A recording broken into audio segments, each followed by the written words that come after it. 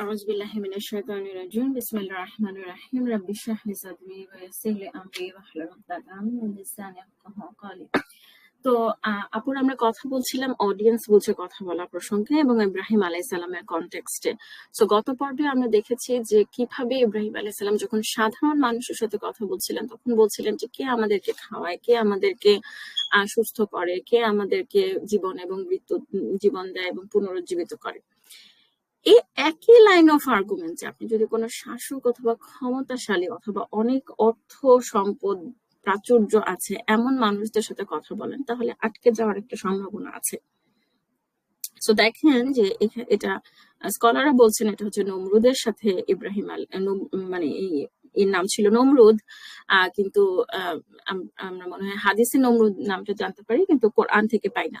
তো এটা হচ্ছে সূরা বাকারার 258 নম্বর আয়াত। বলা হচ্ছে যে তুমি কি সেই লোককে দেখো যে পালনকর্তার ব্যাপারে বাদানুবাদ করেছিল ইব্রাহিমের সাথে, এই কারণে যে আল্লাহ সেই ব্যক্তিকে রাজ্য দান করেছিলেন। তার মানে হচ্ছে কি যে যখন আল্লাহ সুবহানাহু ওয়া তাআলা তাকে ক্ষমতা দিয়েছিলেন দ্যাট মেড দেম মানে আল্লাহর ব্যাপারে আল্লাহর ক্ষমতাকে নিয়ে প্রশ্ন করা অথবা আল্লাহকে নিয়ে প্রশ্ন করা। সো ইব্রাহিম আলাইহিস সালাম যখন তাকে প্রথমে বললেন আমার পালন করতে হলেন তিনি যিনি জীবন দান করেন এবং মৃত্যু ঘটান, ঠিক আছে।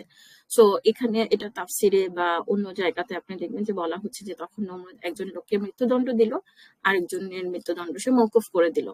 তাহলে সে বলল যে আমি জীবন দান করি এবং মৃত্যু ঘটিয়ে থাকি। এটা আমি বললাম যে যখন when you have power তখন আপনার কাছে মনে হবে যে no I do it by myself. যেমন আমি ওবায়দুল কাদের উদাহরণ দিলাম যে দেবিশা থেকে নিয়ে আসা হলো, তখন তার কাছে মনে হবে যে মানে আল্লাহ আমাকে সুস্থ করেন কি, আল্লাহ মাফ করুক, মানে আমি জানি না যে তার রিলিজিয়াস লেভেলটা কোন জায়গায়, বাট আমি জাস্ট বলতেছি যে ইন জেনারেল যদি এমন হয় যে আপনি সাথে সাথে ছোটাছুটি করে এয়ার অ্যাম্বুলেন্সে করে সিঙ্গাপুরে গেলেন, বেস্ট ট্রিটমেন্ট পেলেন, তারপরে পানির মতন টাকা ঢালতেছেন, কোনো অসুবিধা নাই, এরপরে আপনি সুস্থ হয়ে বাসায় চলে আসলেন, তখন আপনার কাছে মনে হবে যে নো মাই মানি অ্যান্ড পাওয়ারের কারণে আমি সুস্থ হয়েছি।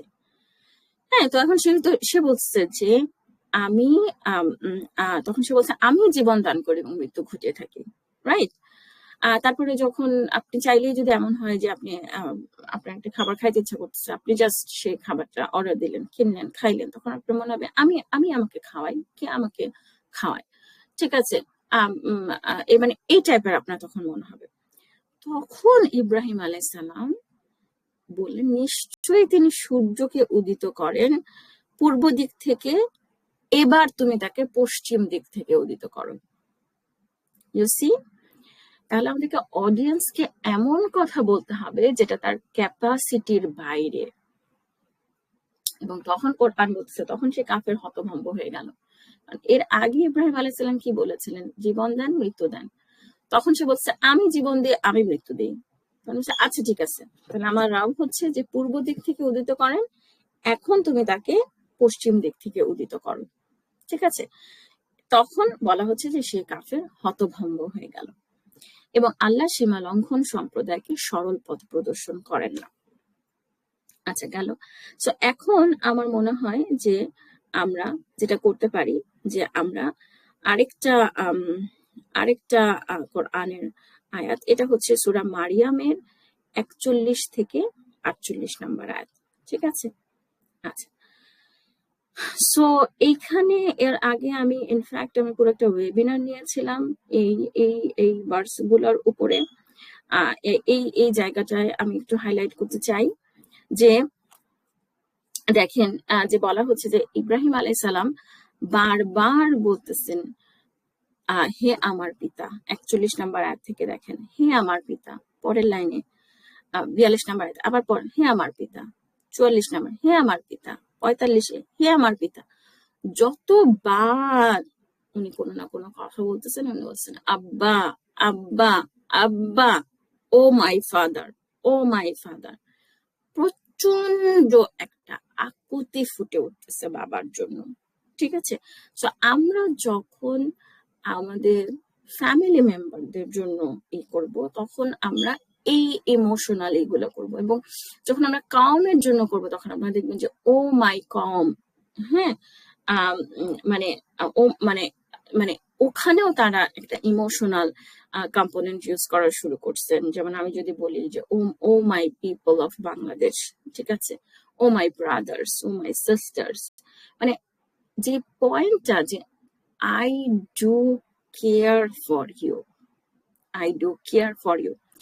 এবং আমরা এমন কিছু দেখা যায় যে আমাদের খুব ক্লোজ মানুষদেরকে আমরা এমন কিছু কথা বলতে পারি যেটা আমরা হয়তো বা অন্য মানুষদেরকে বলতে পারি না। যে আমি আশঙ্কা করি যে মানে তুমি শয়তানের ইবাদত করো না, নিশ্চয়ই শয়তান দয়াময় অবাধ্য, তারপরে আমি দয়াময়ের একটা আজাব তোমাকে, অতঃপর তুমি শয়তানের সঙ্গী হয়ে যাবে। মানে এই ধরনের কথাবার্তা গুলা, মানে শয়তানকে পিকচারে নিয়ে আসা বা তুমি শয়তানের ইবাদত করতেছো, বা এই ধরনের কথাবার্তা গুলা might not be appropriate for মানে ফ্যামিলি, মানে খুব ক্লোজ কেউ না হলে এই কথাগুলো বলাটা হয়তো বা অ্যাপ্রোপ্রিয়েট না। ঠিক আছে, তো এই যে ব্যাপারটা যেটা মানে এটা তো মোটামুটি একটা টপিক, কিন্তু কম্প্যারিজন করা যে পাওয়ারে আছে যে পাওয়ারে নাই, সাধারণ মানুষের সাথে আমরা কিভাবে কথা বলবো, যে পাওয়ারে আছে তার সাথে কিভাবে কথা বলবো, এই জিনিসটা বোঝাটা আমার কাছে খুবই গুরুত্বপূর্ণ মনে হয়। এবং সিমিলারলি আমরা যে প্রসঙ্গে কথাগুলো বলছিলাম যে ফেরাউনের সাথে মুসা আলাইহিস সালামের কনভারসেশন, সেগুলো আসলে মানে সেই কনটেক্সটে আপনারা যদি সূরা তাহার ওই ভার্স গুলো দেখেন, আপনারা দেখবেন যে এমন কিছু নিয়ে মুসা আলাইহিস সালাম কথা বলছেন। তারপর মুসা আলাইহিস সালাম বলছেন, যিনি আমাকে পথ দেখান, তারপরে রাব্বুস সামাওয়াতি ওয়াল আরদ, মানে এই জিনিসগুলো মানে অনেক বেশি।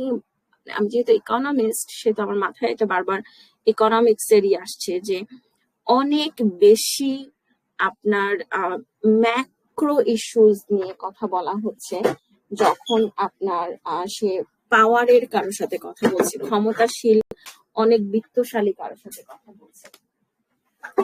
আর যদি হচ্ছে আপনার সাধারণ মানুষের সাথে কথা বলে, তখন অনেক মাইক্রো ইস্যুস, ছোট ছোট ইস্যুস নিয়ে কথা বলা হচ্ছে।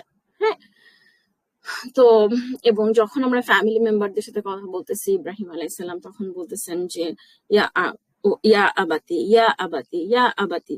হ্যাঁ, এই ইমোশনাল কম্পোনেন্টস গুলা মানে আমরা কেন যেন ইসলামে আসার পরে হারিয়ে ফেলি।